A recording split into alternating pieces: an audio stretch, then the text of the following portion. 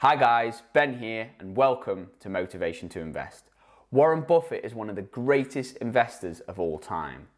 As founder of Berkshire Hathaway, he manages over $400 billion.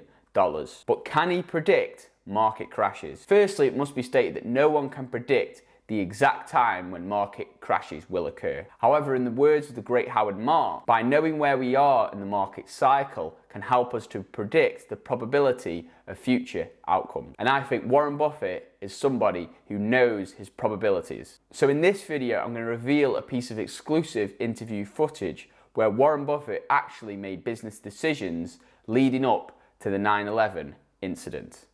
Also, I'm going to discuss why just before the 2020 market crash, he was holding a lot of cash, of which he was publicly criticised for doing. But it seemed like it was the best move. So does Warren Buffett know something that the rest of us don't? In this video, we're going to find out. Let's dive in.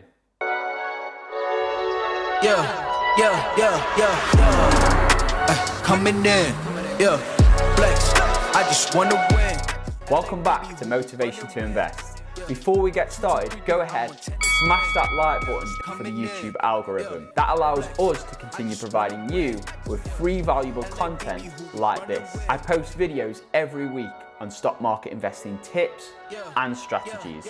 In addition, I post stock pick videos on stocks that I personally have invested in myself. So if that's something that you want to keep updated on, be sure to hit that subscribe button and make sure the notification bell is turned on. That way you'll get updated when these future stock picks are at tremendous prices. Now let's get into the video. So can Warren Buffett predict market crashes?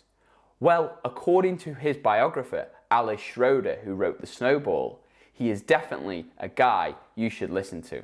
After 5 years, something happened, and that something happened on September 11th, 2001.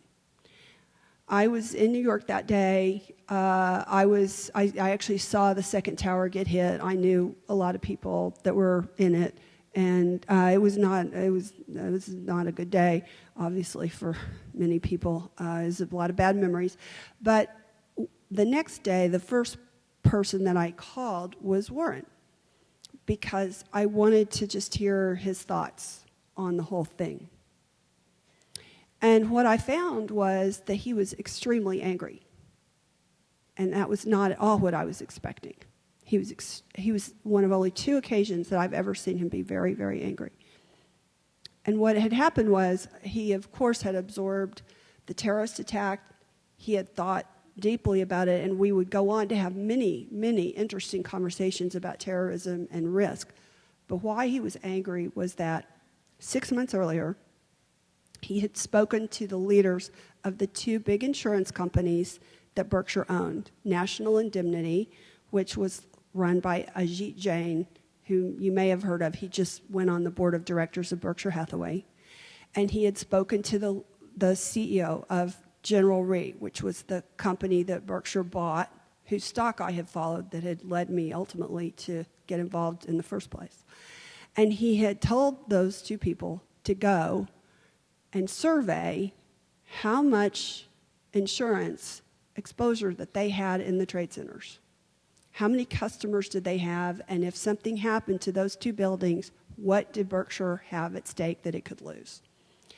And when he found out the numbers, he told both of those 2 executives, when July comes, which is a very typical date to renew commercial insurance policies, I want you to cancel and not renew as many of those policies as possible.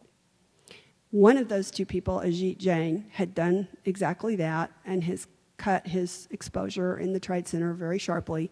The other, from General Re, did not and ignored Warren's instructions. And the end result was that it cost Berkshire Hathaway $2.4 billion in property losses. Warren was apoplectic that it was what he calls an unforced error, as in baseball. It was something that he had foreseen. He had instructed them not to do this. They had ignored him, and they had lost what he felt was his money, and a large part of it was his money because he was the largest shareholder in Berkshire Hathaway. I was astounded by this story, not just by the fact that he was so angry, because the 2 times I've seen him angry were both when people ignored instructions and it cost him money. And there was a cold rage that came out on those 2 occasions. But the other astounding thing about this story was that 6 months before 9/11, he had thought to do this thing. And he would be the first to say that he did not predict 9/11 in any way, shape, or form. But what he did know is that there had been a terrorist attack before, that it did have a large concentrations of insurance risks, and that the world is generally not a safe place. And so he had this way of thinking about things involving risk that I'd never encountered, and I thought was pretty remarkable. And it's not just 9/11 where Warren Buffett has made these moves. This was in 2004, and his response was, well, there's going to be a housing crash, but if you can hold on for 10 years, you'll be able to sell it for what you paid for it.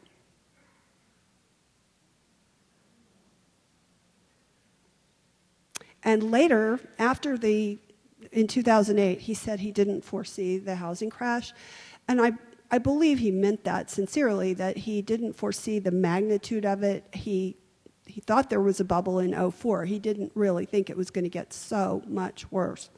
But I will tell you that I did sell my house 10 years later for essentially what I paid for it.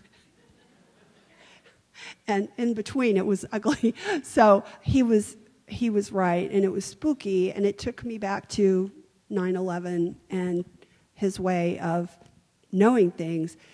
While I did not think there's anything the least bit supernatural about it, whenever he makes a prediction or says something in public that is like a forecast or suggests that something might happen and you should be concerned about it, I always take it now as a gospel that it is true and will be right. And I've heard a lot of people question and say that he's got some motive or there's some reason why he's saying these things, but I don't think so. Having spent as much time around him as I have, he just is so good at putting dots together. Just before the 2020 market crash, Warren Buffett was hoarding a lot of cash. He was publicly criticised for doing this, saying that he had lost his shareholders out a lot of money. However, if he would have been fully invested during the time of the crash, he would have lost his shareholders a lot more. So he must have been onto something. Now, I'm a firm believer in investing that you shouldn't directly copy anyone's strategy, because everybody is in a unique position, especially Warren Buffett as the founder and CEO of Berkshire Hathaway, a nearly $500 billion enterprise. However, it must be stated that he is a very, very intelligent investor and definitely a guy to watch and get his opinion on situations. The same goes for Howard Marks, a great investor who believes the market is governed by cycles. Warren Buffett actually reads a lot of Howard Marks' memos. I did a video on the great Howard Marks, so you can check that out on the link below. Warren Buffett believes in the rule of 10, which is approximately every 10 years there is a market crash or a housing crisis or some other major catastrophe. It's been pretty consistent so far. From Black Monday in 1987 to the dot-com bubble in the late 90s to the financial crisis in 2008 and of course the stock market crash of 2020. So what are your thoughts on Warren Buffett's predictions? Do you think he's a guy we should follow and listen to, or do you think he just got lucky? Comment your thoughts below. And if you enjoyed this video, go ahead, smash that like button and definitely subscribe. See you next time.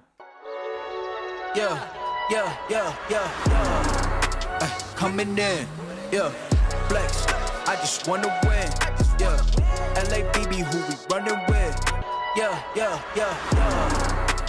coming in, flex. I just wanna win,